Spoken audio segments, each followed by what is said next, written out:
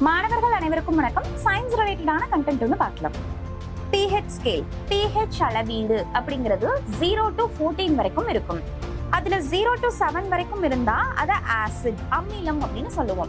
Example நம்ம grapes, lemon, tomato இதெல்லாமே எடுத்துக்கலாம்.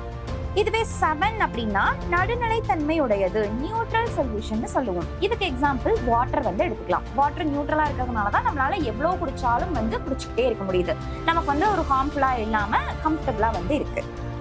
அது 7 to 14 இருந்துச்சு அப்படின்னா அதை காரத்தன்மை, பேசஸ் அப்படின்னு சொல்லுவோம். இதுக்கு எக்ஸாம்பிள் சுண்ணாம்பு, நம்ம டெய்லி யூஸ் பண்ற சோப்பு, இது எல்லாத்தையுமே எடுத்துக்கலாம். இப்போ உங்களுக்கான கொஸ்டின் என்ன அப்படின்னா, மழைநீரோட அளவோட pH வேல்யூ எதை விட கீழே போச்சுன்னா அதை நம்ம அசிட்டிக் ரெயின், அமில மழைன்னு சொல்றோம். இதை மறக்காம கமெண்ட் பாக்ஸ்ல கமெண்ட் பண்ணுங்க. தேங்க்யூ.